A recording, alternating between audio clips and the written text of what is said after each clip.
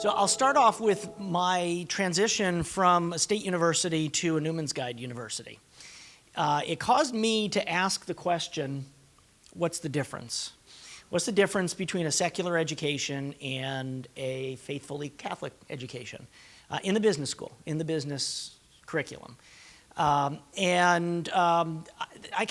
came at this from two reasons. One was very prudential, right? In a world of declining market, I'm an economist, right? So I'm going to speak like an economist for a minute. In a world of a declining market, firms will exit, and I don't want that to be my firm.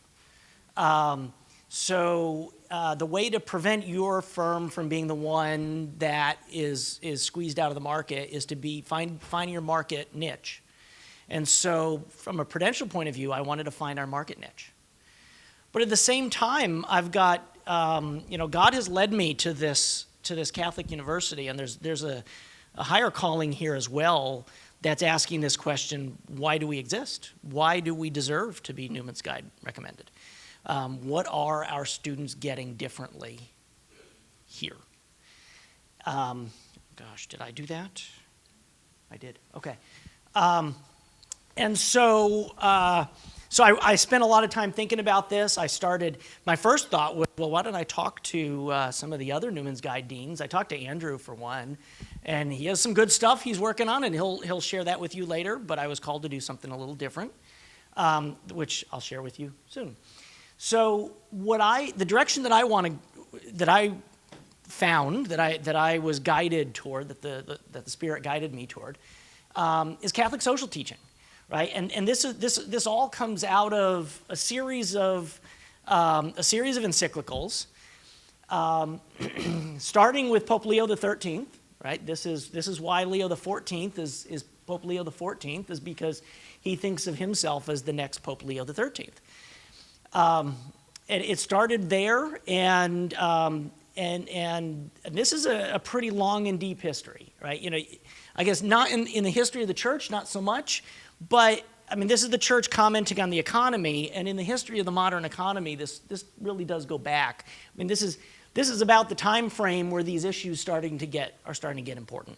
This is about the time frame when the economy that we have now, is starting to take shape about then. So really, the history of thought here, the Catholic Church is thinking, it goes all the way back to really the beginning of the modern economy. Modern economy. Tough. A lot of people put different dates on that, but we'll just go with the kind of the mass production revolution here. So there's that.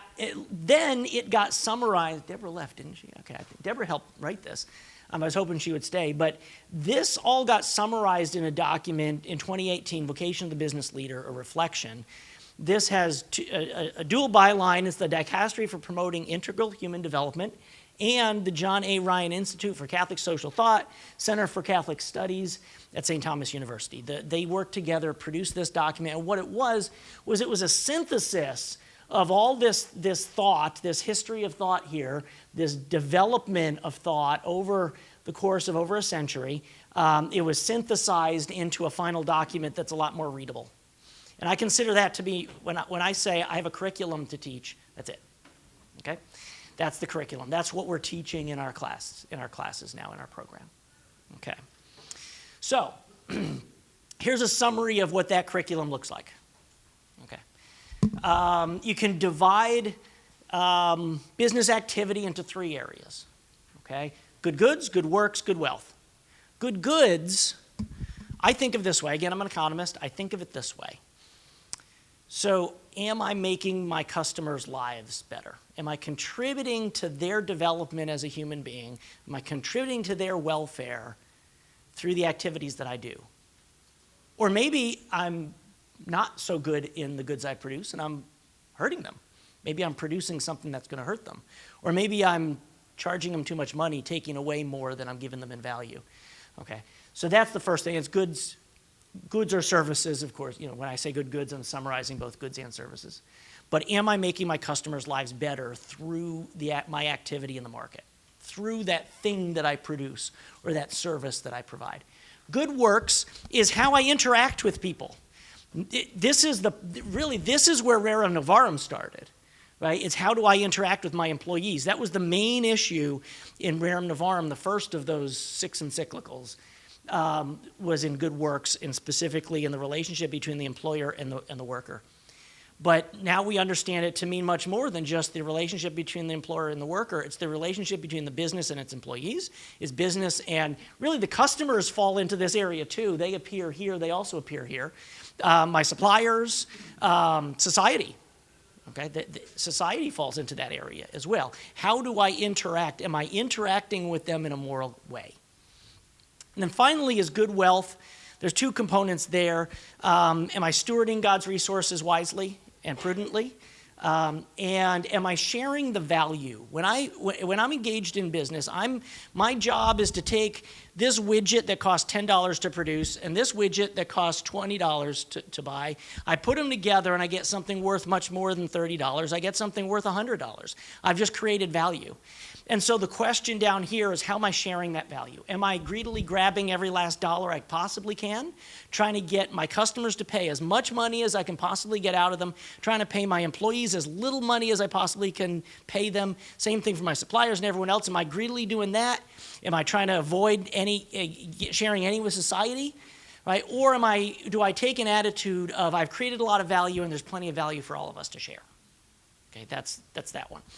And then this gets, these 3, there's 6 points that get, the document kind of puts them in those 3 areas, but I don't know that all of them fit neatly within the 3 areas. So that's why I like to talk about them separately. I talk about the 3 areas, and then I'll talk about the 6 practical principles for business. So number 1, produce goods that are truly good and services that truly serve. That's basically what I was talking about a little bit ago. So that almost defines good goods. Certainly the way I was talking about it before. So that one definitely fits there. The other one is that we serve the needy. We have a special concern for the poor. We have solidarity with the poor. Okay? Probably not a foreign concept to most of the people in this room, I would guess. But the document puts that under the category of good goods. So that's number 2. Number 3, foster the dignity of human work. Okay? Again, that concept goes all the way back to Rerum Novarum, so that's one of the original concepts in the construct in the history of thought, tracing the history of thought all the way back to the beginning. But that's about, that's how do I treat my employees? Do I foster the dignity of human work? And I can even think of it beyond just the dignity of human work. You could think of it in the dignity of the human person more broadly as well. Okay. Dignity of the human person falls in all kinds of places up and down the 3 areas. Number 4, provide opportunity for employees to contribute to the mission of the organization. Okay, this one we would summarize under the title of subsidiarity. So if you're familiar with subsidiarity, I hope most Catholics are, but I know a lot of Catholics are not. Subsidiarity, I push decision-making down to the lowest possible level. One reason, again, is prudential, is because it's more effective. People closer to the effects of the decision should have an input into that decision-making. But there's a deeper reason from a Catholic perspective, right? All kinds of seculars can make that argument about devolving decision-making down to a lower level. But the truly Catholic argument there is that it helps to develop those employees. Okay? If I am negating their dignity as a human being when I give somebody a job and his job is to turn this wrench, and then the assembly line rolls down and I turn the wrench again and it rolls down and I keep doing this for 40 years and then I retire and that's my life. That is an abridgment of my dignity as a human person if I have so much more potential. Now if that's all that God made me to do, and maybe he did, then great. But very few of us were made to do just that. And so when you give decisions, when you provide decision-making down to a lower level in the organization, you're building the capacity of those people to live the true life of what God made them to do. Okay. And then 5 and 6, I kind of mentioned this, and I said these 2 in defining good wealth: stewardship of resources and allocation of benefits. I described them before, and I won't repeat them again. Okay. This is our curriculum, okay? And we didn't develop it. The church developed it. And by the way, I talked to to Protestant deans as well. And the cool thing about this is we could sell this to the Protestants too. There's nothing in here. I mean, there's no Eucharist, there's no Mary, there's no confession, right? There's nothing for us to argue over there. It's all stuff. And in fact, some Protestants have a framework that they call redemptive business practices. I went and did a little bit of research on it. It looks like they were trying to write this without using Catholic words. It looks like someone translated this into language for Protestants. So, I mean, this is something that not only, I mean, I'm here presenting because I think that all Catholic business schools should be doing this. I think all Newman Guide business schools should be doing something like this. But frankly, I think all Christian business schools should be doing something like this. Okay. Okay, so what did we do after this? The next step, after me, the dean, identifying a curriculum, with the help of my faculty, it actually took some of them to point me in the right direction. I did a lot of reading. I read a bunch of encyclicals. I read the Vocation of the Business Leader document. And then I started training my faculty in all of this. And then that was sort of my first year as dean. I've been there 3 years. My first year, I'm preparing, I'm thinking, I'm researching. The end of the first year, what I did was I pulled together a committee of some of my most faithful faculty members, and I said, "How do we do this? How do we go about getting this into the curriculum?" And the first step was obvious to me, right? Being in academics for a really long time and having been, you heard that I was our accreditation person at my previous job. And every business dean is the accreditation person at their current job as well. So a big part of that is assessment. So I'm very well familiar with the assessment process. Where does it start? It starts with the learning goal. So what we did was we changed our learning goal. We had a learning goal that said, graduates demonstrate effective decision-making that incorporates the tenets of ethics. And by the way, when we measured that learning goal, there was no Catholicism in the rubric. My faculty told me when I asked them, is there Catholicism in the curriculum, this is what they pointed to. And I went and looked at the rubric they were using to measure it, and it was a fully secular rubric. They probably copied it out of something or other. And so we went, the committee and I, we spent a while coming up with really intricate learning goals that would really point us to Catholic social teaching and those 6 practical principles of business. And we ended up coming back to a simple change, just replace ethics with the more specific Catholic social teaching. That's it. Now the faculty approved it, and the university assessment committee approved the change, and poof, now it's official. We're teaching Catholic social teaching in our curriculum. Now we just have to put it in. Okay. By the way, one note that I want to add here is that while the learning goal changed, the marketing didn't, okay? Because we've got a lot of non-Catholic students. And I got certain faculty members that are very sensitive to those non-Catholic students and don't like to hear those non-Catholic students complain and say, I don't want another theology class. I've already taken the required theology class. I don't need another theology class. And so, but the nice thing about Catholic social teaching, the nice thing about approaching this from an ethics perspective is that the students don't shut down. When you say, okay, we're going to talk about ethics now. They're open to it. They want to hear more about how to not be greedy business people. And so it's a very natural way of bringing it in to a very mixed group of students. And frankly, if your faculty is mixed between some really Catholic loyal faculty and some that are maybe legacy faculty that you hired before you were hiring for mission and kind of some curmudgeons that might not be all on board with again, ethics isn't going to push them away. Okay. Now, they may still want to be teaching their old version of it, corporate social responsibility or something else, but you may have to bring them along for this. But it's a much more approachable, I think. And frankly, you could find, it's a nice thing about Catholic social teaching, you can find certain lessons that you want that are part of those 6 principles that, if you got faculty that aren't really Catholic and don't want to be teaching your Catholic stuff, you can probably find lessons in there. Well, I'll tell you what, you teach this one, you like that one, right? Okay, good. Students, across the curriculum, students get access to a whole lot of them. So the next piece was actually putting it into the classes. And so again, this is the process. This is the process they teach us in assessment class. After you got a learning goal, now you're going to figure out where is that being taught within your curriculum. So down these numbers are all the classes in our business school curriculum. Those are the 16 or so classes. And then the 6 up at the top, those are the 6 practical principles of business that I showed you a little earlier. And we sat down in a faculty meeting in a working session with a blank grid. We said, okay, where can we teach each one of those principles? Which classes are appropriate places and good opportunities to teach those students each one of those 6 principles? And we came up with this. So that's essentially year 2 of my time as a dean. And then year 3 is the last column. Year 3 is actually starting to change those classes. I unexpectedly got teaching that 203 up there. It gave me so I piloted the new system, and I discovered, by the way, that the best way, we only had a few boxes checked there. I figured out I could do the whole thing. I could do every single one of them.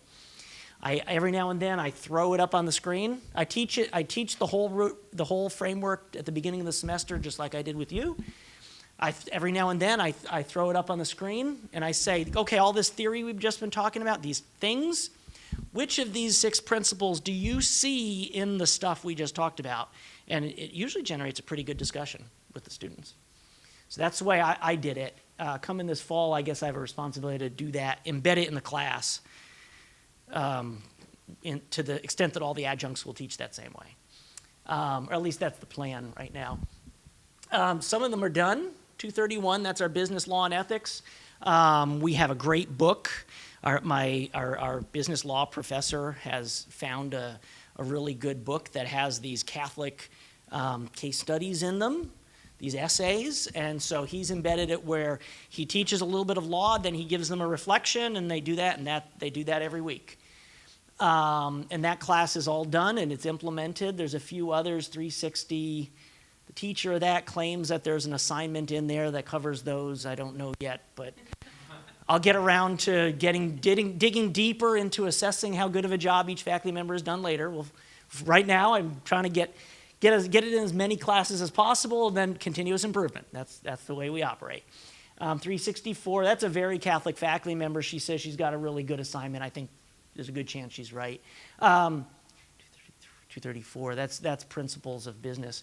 Introduction to management. We use Michael Novak's book, the Business as a Calling, in that book. If the students actually read it, it's absolutely fabulous. I doubt they do. So I think we need a little bit more on the methodology there, but a little bit more tinkering. But again, I got a good faculty member working on that one right now. In our strategy class, there's an assignment there.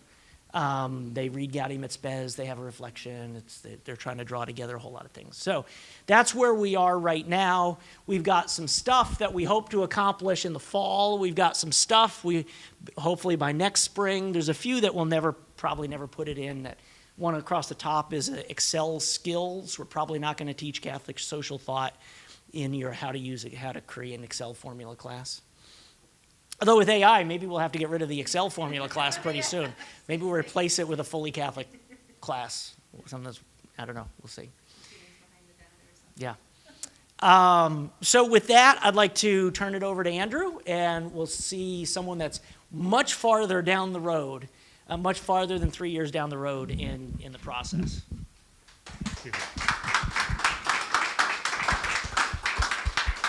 Thank you, Mark. Thank you, all of you.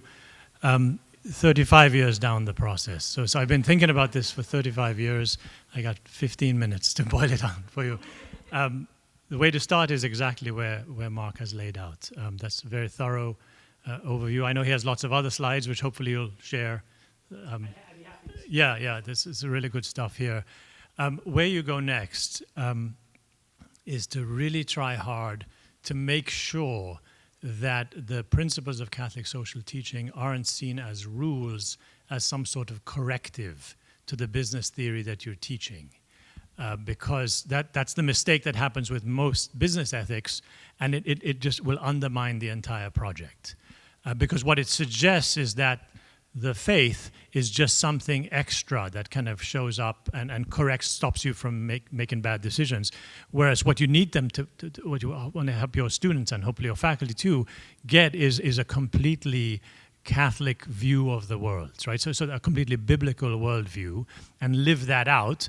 And what the principles are really more like illustration of what that means in business.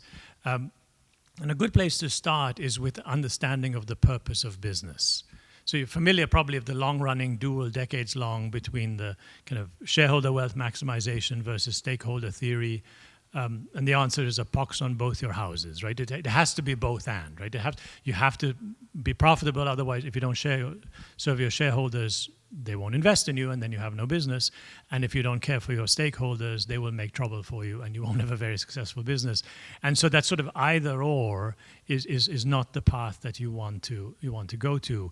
You want to help the students understand that we're dealing with human beings, and when you treat human beings well, in the long run, things tend to work out well for you. I gave a talk at an Acton conference last year, where I went through 80 years of management theory, empirical management research. And the results, again and again, show that when you treat human beings as ends in themselves, they work harder and better, and you're more profitable. So it's really quite simple in a certain sense. And you wonder, well, if that's the case, why don't more businesses act that way? If it's actually more profitable, if they're self-interested, shouldn't they do that? Well, because it's a contradiction in terms to say that for self-interested reasons, I'm going to treat people as ends in themselves. It doesn't work, and it doesn't work in practice because they see right through you, right? And so the way to ultimately be really successful in business long term is to learn to love, right? And to learn to lead people and treat people with love, and then everything flows from that. And if you don't see it that way, then you're always just bringing in these correctives. And it's never a fully Catholic, never fully Christian view. And so helping the students see where sort of morality and practicality kind of converge, So I thought maybe the best way to convey this, so as I don't stay up at a sort of abstract level, is to actually give you a very quick case study that we use with our students. And so you're all going to participate in this case study. So here's the case study. Imagine you are a trader and you own a ship, and the ship is full of grain, and you are sailing to a faraway land to sell the grain. And you arrive, and it's a small island, and when you get there, you find, to your benefit, that there is a desperate shortage of grain on that island. So where the historic price for grain was about $500, that's what you were expecting when you got there, you find it's $1,000, because there's a shortage of grain. Now, very important point, it's only a shortage of grain. There isn't a shortage of food in general. There's plenty of fish, plenty of fruit, plenty of other things to eat. It's only if you want pasta or pizza or bread, you're going to have to pay double, okay? So great, you can make a windfall profit, right? Now, to complicate the case a little bit, on your way there, you passed one of your biggest competitors who owns a ship much larger than yours, also full of grain. You passed him 2 days ago, and he seemed to be headed towards this island as well. Your ship is smaller, faster, so you got here 2 days ahead, okay? But you know the capacity of his ship, you know the size of this market. The moment he arrives at the wharf, the price of grain is going to go right back down to $500 a bushel. Here is the question. What is the just price of grain at that moment? What price ought you to sell your ship of grain? And I give the students 4 choices. Choice 1 is the current market price, $1,000 a bushel. Choice 2, the historic market price, $500 a bushel. Choice 3, the somewhere in between the two. And choice 4, $400 a bushel, which is your actual cost, because to sell it more than any of that would be to make a profit, and profit is evil. And anybody who chooses choice 4, we immediately evict from the... I'm just kidding. Just kidding. So let's try it. I'm going to force you all to make a show of hands. Okay. In your judgment, which is the just price? So the 3 choices, $1,000, which is the current market price, $500, which is the historic market price, and somewhere in between. So show of hands, how many of you say first, $1,000 is the just price? We see 1, 2, 3, 4, 5. Okay, the young man at the back. Okay. How many of you say $500 is the just price? We see 1, 2, 3. Everybody has to vote. 1, 2, 3, 4. This is the $500, the historic price. And the third is somewhere in between. I see 1, 2, 3, 4. Okay, so we're roughly equal across the three. So what is the right answer? Is there a right answer? There's most definitely a right answer. And the right answer is A, the $1,000, because that is the current market price. And the current market price, presuming no force or kind of coercion going on in the market, is the fair price, is the just price. How do I know this is the right answer? Because I got the case from the Summa Theologica. If you want to look it up, it is in the Secunda, question 7, article 3, the response to objection number 4. It's really buried in there, but it's there. It is there. But then he goes on to say, this is interesting, and to make the rest of you, option B and C, feel a little happier. He says, however, if you were to sell it for less, that would be exceedingly virtuous. So there you go. So you win too, right? But what is the point? I think that certainly what I would try to make. Here, Aquinas was trying to make the point about the difference between a defect in a product. So you know about a defect in the product. Should you sell it for the going market price, or should you disclose the defect? And he says, morally, you should disclose the defect. But the anticipation of a drop in the price because of something you know that may or may not come about is not considered a defect in the product. So you don't owe that information to people. That's the more specific point he was making. But the more general point we like to make is that think about if you were to come back next year and you sold it to them for $1,000 last year, and then the ship came in 2 days later. They're like, Maureen, we'll never want to speak to you again. You know, when you think about sort of a long-term relationship, you might think, okay, I can see why he would say it's more virtuous to sell it for less, because I'm doing something good and generous for my customers, which they will likely then repay in terms of a stronger relationship. But in terms of strict kind of what's the just price is the market price, presuming no intrusion. Make sense? Good. So then what we try to do is go from that to hang on. So students that say we should sell it for 500, then you have the discussion about arbitrage. Okay, so let's say you sold everything to $500 to a merchant right there. What do you think he's going to do the very next moment? Flip it, right? Yeah. So if you're selling it for less, you're going to do it while disclosing the likelihood of the other ship coming in. And you say, look, I know that my competitor's coming in. I'm being a nice guy. I'm telling you that. Therefore, I'm going to give it to you for 700. If you want 500, you got to wait 2 days, or something like that, right?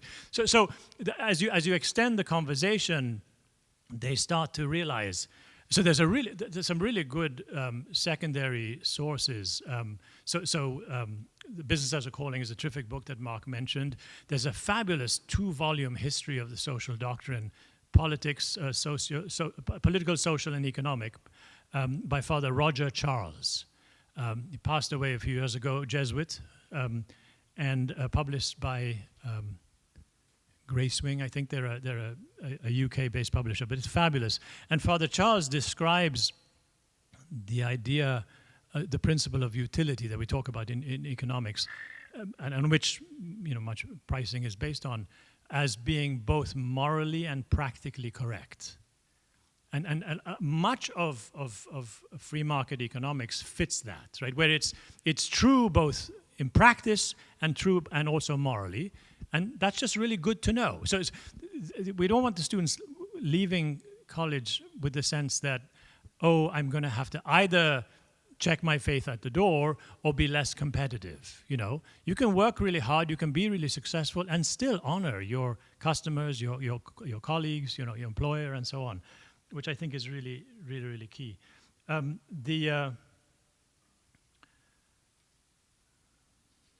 Good. That's just. I guess I spoke more quickly than I expected, but I am done, which leaves us with the 20 minutes, right, for questions. So yeah. Now, I presume I know the answer to this, but did Aquinas address the fact of whether or not you said, okay, so there's food on the island, just not enough food for pizza, etc. If there's no food on the island, did Aquinas address the fact Absolutely, absolutely. And that's why it's such an important point in the case that people aren't starving. If they are starving, and the phrase I think he uses is in case of dire necessity, in other words, if people are on the verge of dying of hunger, all property is common. So that's when he's talking about private property. So we lose something. So the famous example is from Les Miserables, right? He goes to jail for 19 years, well, 5 years, right, to jail, because he was stealing bread for his sister's children who were starving to death. In Aquinas' view, which is the Catholic view, that bread didn't actually belong to the person who had it in excess, and therefore it wasn't theft to take the bread. So he absolutely addresses that. That's why it's a key part of the case, because if they were starving, you're morally obliged to give it to them or sell it for whatever they can afford, right? Yeah, because okay, good, yes. Other questions? I mean, just more about the case, but just more generally. Yes, sir.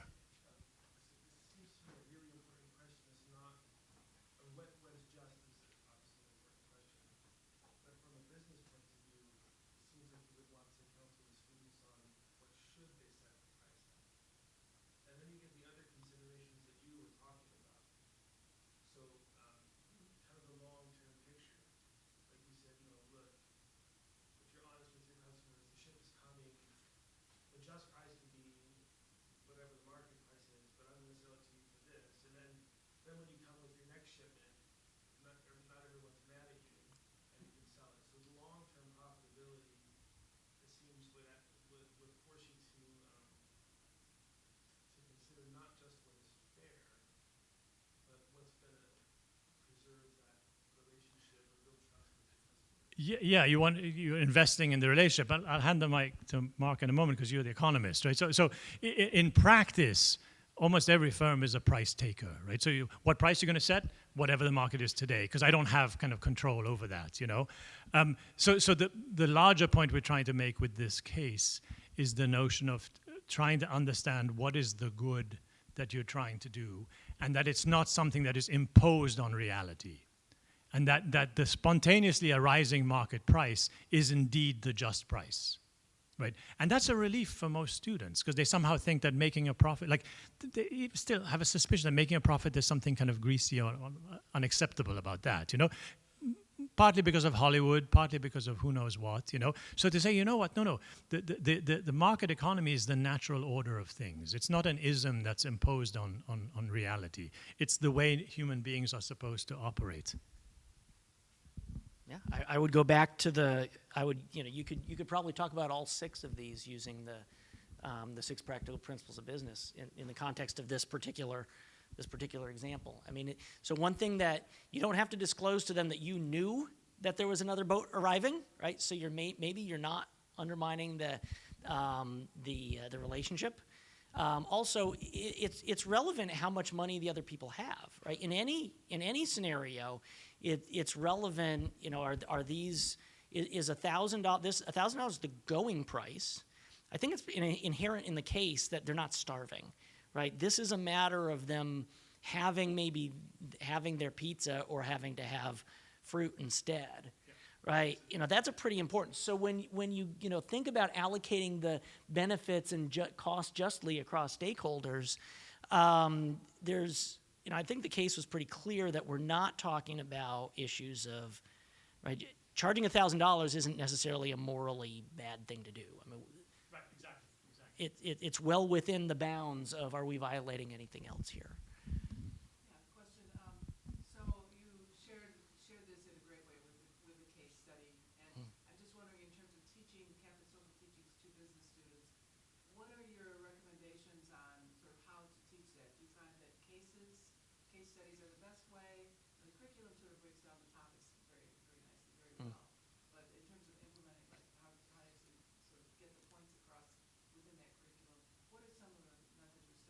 All of the above.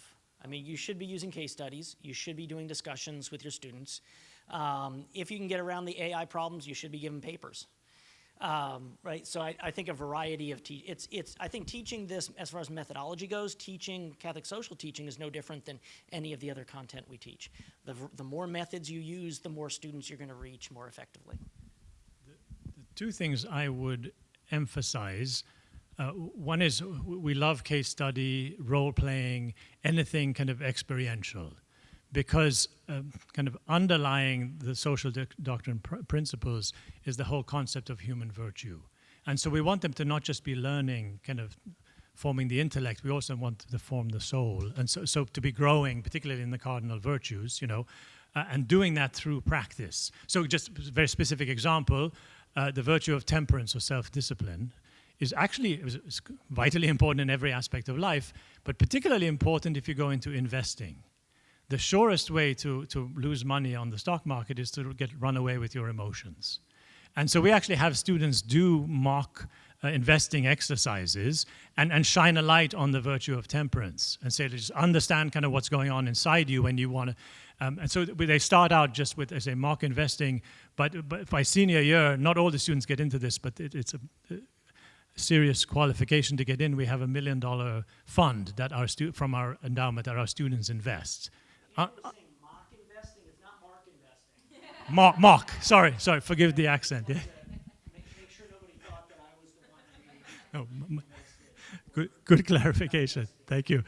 So experiential being key, but the other part, and this is hard to hear if you inherited a faculty, is it's just so critical to have as many of your faculty as possible be faithful Catholics. It's just so critical. And I know it's kind of saying, you want to play basketball, it's so important for you to be 6'8", and you're like, but I'm not, So but you can change your height, but you can change your faculty. So I would do everything you can. I would have zero tolerance for hiring anyone who isn't a faithful Catholic, if you can get away with it. Because every time you hire somebody else, you're just postponing, the turnover of your faculty. I would be tough on them. It's nice of you to kind of do the ethics thing as a way, but as much as you can, obviously you want to evangelize them. The best thing is not that they leave the non-Catholics, but that they become Catholic. That's your ultimate hope. But it's absolutely so critical. We had the privilege of starting more or less from scratch, and so we could. But there were temptations along the way to hire the easy hire. Oh, this one is publishing so well and is so good in class, But no, not going to do it. And it doesn't mean you hire a less qualified candidate. It just means you keep looking until you find the highly qualified, also Catholic candidate. What we have found is we have hired people who, by all rights, should not be going to a number 53 ranked business school. They should go to a top 10 or top 20 business school, but they're faithful Catholics and they want to be in a Catholic environment. And so we win from that generally, rather than lose. I would add that the criteria that I use is, can you contribute to my mission? So I've hired some Protestants who are really on board and are great contributors to the mission. There are also some Catholics who may be faithful on Sunday morning who really are not good contributors to the mission. So it's very difficult. I mean, you got to dig really deep to figure out who are going to be those faithful Catholics, because sometimes it's the Protestants that are willing to do that. The other thing I'd like to add, back to this slide, this 385 here, that's our internship. I didn't expect that the internship would be a class, but then it was one of my Catholic faculty members who came to me, and she had recently taken over the internship because she had a passion for helping students find their place in society, help them find them down their path to their career. And she came to me as I started leading on this. She came to me one day and said, I think I have a way of adding this into the internship. And she said, I said, great, what? She said, well, we have them do this reflection at the end, and it's really just it's a bunch of nothing. It's okay, we get them to think about, just reflect on what you've done, because I need you to reflect on it. You're not going to learn anything if you don't reflect on it, so reflect on it and then write a paper. But there was no content. There was never any content to that reflection. Well, the content is now, we want you to reflect on what we've taught you about Catholic social teaching, about the 6 practical principles of business. Is the employer how are they doing? The employer that you just worked with, how are they doing? Are their values aligned with your own? Would you go and work for them again based on that? And I thought, wow, that's great. And this is at the same time that Annette's trying to consolidate all of this internships across the whole university in our styles, and I'm saying, wait. Just, yeah. Do you have internships for online students? I mean, how do you manage internships, or do you? Yeah, we do. Online student, well, no, because our online program is largely adult learners, so we do not require internships in our adult learner program. They're usually working anyway. Yeah. Maybe not even a question, but represented one of those schools that have not been founding their business school from scratch, right? But dealing with legacy. In our own experience in trying to reshape that, right? What I like in your approach is that that's better than what I did. Is that you studied up on Catholic social teaching as it applies to business, and you were the one to present that to your faculty. Yes. I brought a philosopher in. That was a mistake. They can give, well, because in the end, it's not always. It's not always. I'm a philosopher myself. So, but anyway, so but otherwise, it generates this kind of impression. Okay, the principles, that's for the philosophers and theologians, right? That's why we have philosophy and theology classes for our students, and elsewhere we do whatever we do, right? And I think it's critical for faculty, but even for Catholic faculty that may not have the conceptual framework still for Catholic social teaching as applied to business, right? Oh, yeah. It's important that the presentation is from a really knowledgeable business person, and that it is always applied. Yes. Without that, I mean, there's no body. Yeah. They need to see how this matters, right? Yeah. And the same for the students. So I really appreciate that in your presentation. And I'll tell you, the first time I approached my faculty with this, one of the responses that I got from one of my very faithful Catholic faculty is, hey, Mark, I am all on board with this, and I have zero idea where to go next. I don't know. I wasn't trained this way. I didn't learn this in school. And so that's why I had to go about finding the curriculum. Yeah, so Andrew, Mark, and Matthias, so tell us about sort of how do you have an ongoing formation of faculty? So 100% agree with Andrew, who hired me. One of my best moves. One of your best moves, yes. Yes, hiring faithful Catholics, 100%, like that's what we do. But how do you form the faculty? So since I have the microphone, I'll start. In every faculty meeting, I have a segment of time where we talk about some element of this. And it's my presentation. Sometimes I'll bring in theology. I'm planning next year on starting to divest besides just my own teaching. I'll bring in some theology faculty, maybe, theology faculty, maybe some others, maybe some business professionals, we'll see. But in every faculty meeting, I pick a piece of this and we, do a case or something like that. We do a number of things. So every summer there's a week-long course that we organize along with Notre Dame and University of in Minnesota. Blanking out. St. Thomas, thank you, St. Thomas, Minnesota. The three of us, we started this several years ago. It's a week long, and it's how to teach business in the light of Catholic social teaching. Ironically, this year it coincides exactly with this conference, so that's been a bit of a conflict. So we try to have all of our faculty go through that when they first start. Then, in terms of ongoing, we actually depend heavily on our brothers and sisters over in philosophy. So when we started the school, we had a monthly series of lectures by philosophers. And very recently, when we were kind of grappling with what do we do about AI, we had John Buttaci from the School of Philosophy come and give us a lecture on the intellectual virtues. Because we figured if we have a good grasp of what the intellectual virtues are and how they are developed, cultivated, then we can understand better what the promise and the risks of AI are related to education. So kind of bringing in the philosophical view.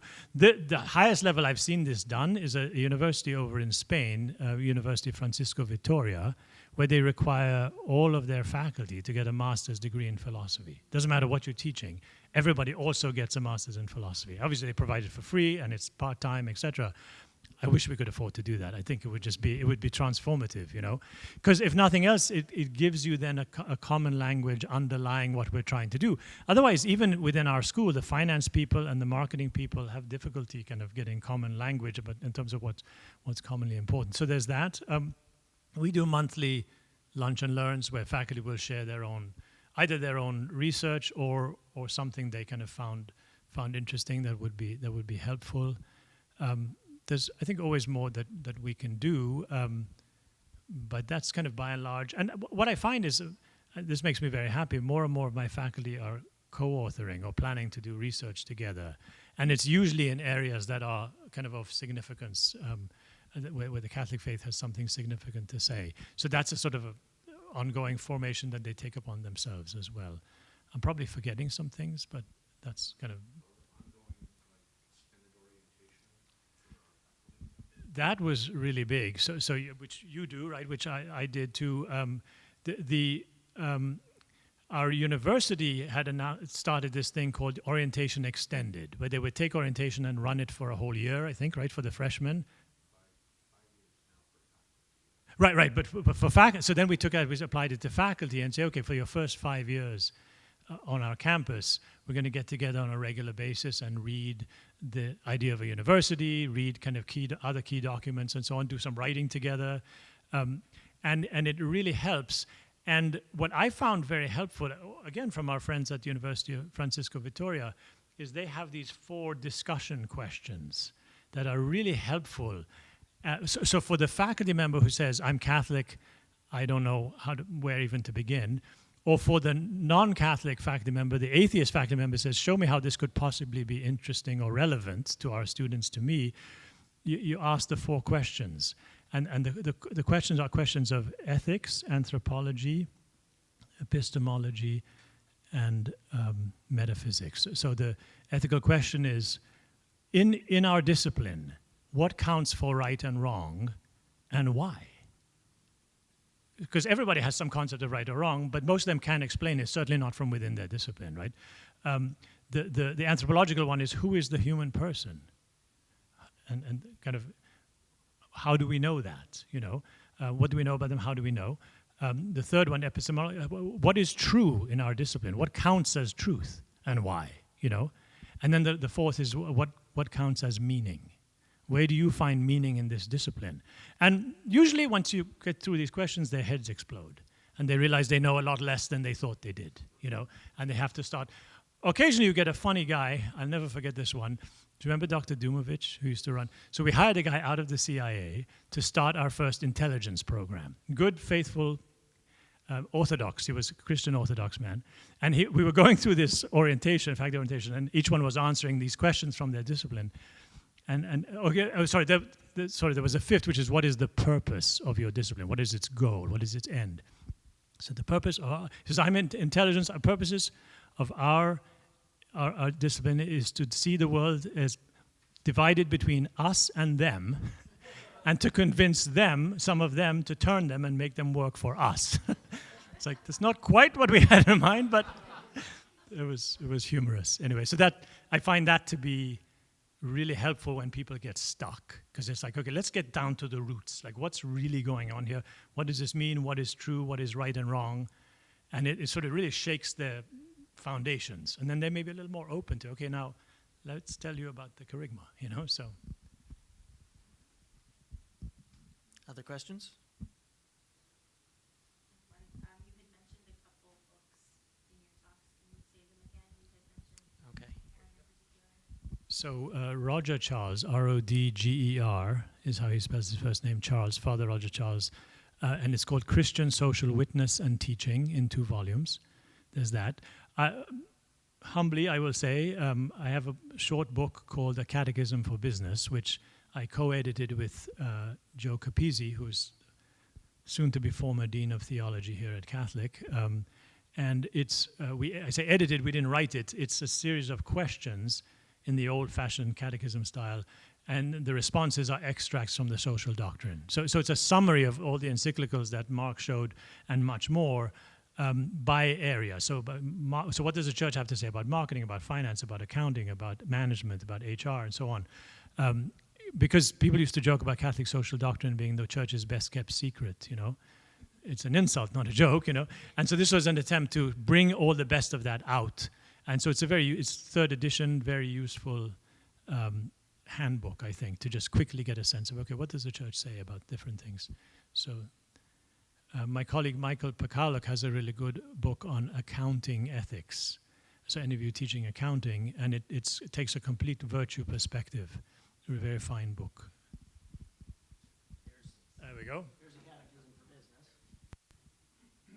Oh, thank you. There we go. Yeah. So I mentioned Michael Novak's book, right, Business as a Calling. We use that in Principles of Management. In business law, we have a traditional textbook, and then we also use American Law from a Catholic Perspective, edited by Ronald Reichlach. And I think we also use Andrew's book. And then nope, that's it, just those two slides.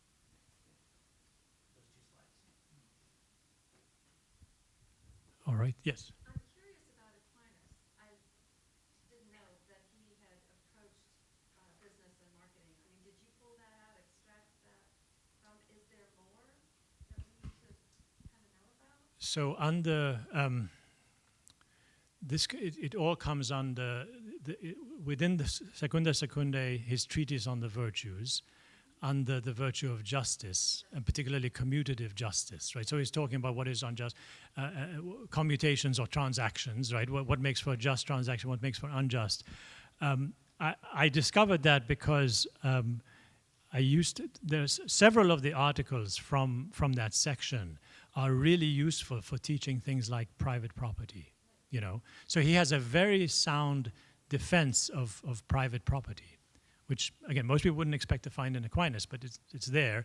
In fact, he's so powerful and comprehensive that when people ask us, what is the school of thought that animates the Busch School of Business, we say, half tongue-in-cheek, free market Thomism. That's our orientation, right? So because he's so rich, there's so much in there. My newer book, which I called Super Habits, which is supposed to be a catchy title, is basically a treatment of the treatise on the virtues, Aquinas' treatise on the virtues, incorporating psychological research, just to try to explain to our students that virtue isn't just some kind of abstract thing.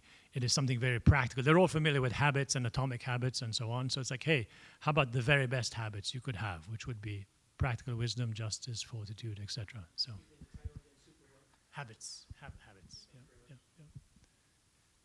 The other one that I would point out, the final one, this document is accessible to students. I give this document to my students. It's about 30 pages long or so, and there's some really nice summaries in there, and so that's you can use that source document as something for students to read. I wouldn't give them necessarily. Well, we do ask them to read Gaudium et Spes in some of our classes. I wouldn't necessarily, though. I don't know that that's wise. I'm certainly not going to tell my faculty to stop asking them to read Gaudium et Spes, but I don't know that I would go there. But this one's very accessible to students.